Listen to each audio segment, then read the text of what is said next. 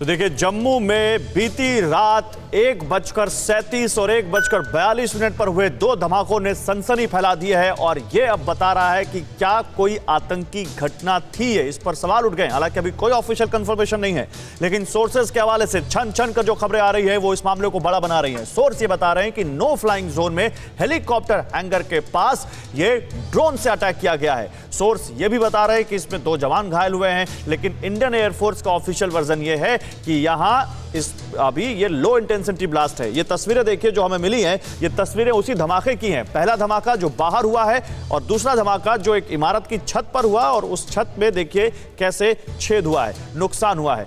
आइए आपको कुछ नई तस्वीरें भी दिखाते हैं जो इस वक्त हमारे पास आ रही हैं। जम्मू एयरफोर्स स्टेशन से ये तस्वीरें हैं। देखिए एक और नई तस्वीर जहां अंदर कैसे धमाके के बाद मलबा फैल गया।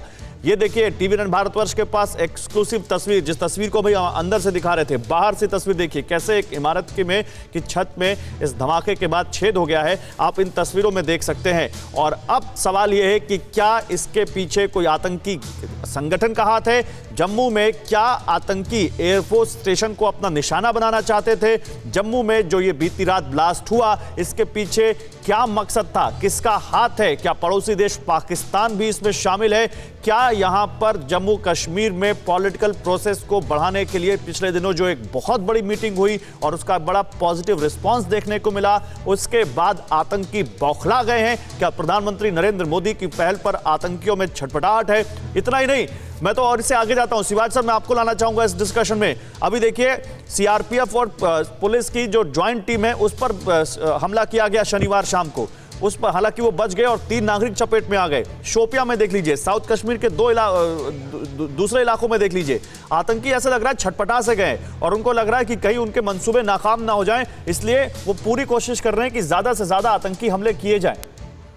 और बिल्कुल गौरव, इसमें कोई शक नहीं कि वो दिखाना चाहते हैं कि वो अभी बिल्कुल खत्म नहीं हुए हैं, वो रेलेवेंट हैं। और इस प्रकार से ये जो घटना करके एक प्रकार से जिस प्रकार से दिखा रहे हैं हम कि पूरे J&K के अंदर एक शांति आ गई है और इंटरनेशनली भी आज के तारीख में लोग समझने लगे हैं, एक रोड मैप बन गया है जम्मू कश्मीर के लिए शांति का। मगर ये दिखाना चाहते हैं कि शांति नहीं आई है और आतंकवाद की घटना अभी भी होती है। मगर ये जो घटना हुई है गौरव, इसमें 3 बातें बड़ी संभल के आती हैं कि क्या ये अगर हुआ है कि क्या ये अंदर से कोई गलती से एक्सप्लोसिव हुआ, या कि कोई हैंड ग्रेनेड बाहर से फेंका है, या वो आईडी ब्लास्ट ये हुआ है ड्रोन के थ्रू।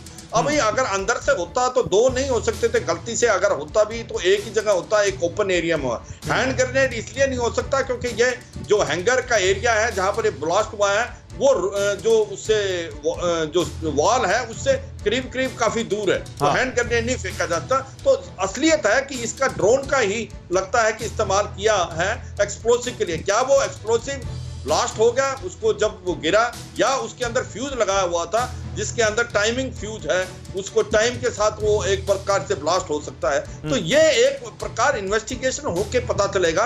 मगर ये एक चीज जाहिर करता है कि हमें इसे चौकन्ना होना पड़ेगा कि ड्रोन के लिए एंटी ड्रोन सिस्टम, देखो अभी जो इंडियन नेवी ने एक एंटी ड्रोन सिस्टम खरीदा है इजराइल से, जिसको बोलते हैं स्मैश 2000+, डीआरडीओ ने भी बनाया है। ये आने वाले समय में आपके ड्रोन सबसे बड़ी चेतावनी है और इसके लिए हमें एंटी ड्रोन निकालना पड़ेगा, क्योंकि जिस प्रकार से पाकिस्तान ने ड्रोन ले लिए हैं चाइना और टर्की से, ये एक खतरा का सिग्नल है। मैं इस चीज को और आगे बढ़ाता हूं। देखिए यहाँ पर प्रसून जी, अगर इस पूरे मामले में पाकिस्तान का हाथ सामने आता है तो जिस FATF की ग्रे लिस्ट की आप बात कर रहे थे, जिसमें से 27 में से 26 चीजें उसने पूरी की ऐसा कहा गया, लेकिन अभी भी आतंकी घटनाओं पर या आतंकियों को पनाह देने के मामले में वो जो कहा जा रहा है उससे उसमें नाकाम है। क्या अगर ये मामला ये इस्टेब्लिश होता है, पाकिस्तान का हाथ इसमें आता है, तो क्या उसके लिए मुश्किलें और बढ़ सकती हैं अक्टूबर की होने वाली मीटिंग में?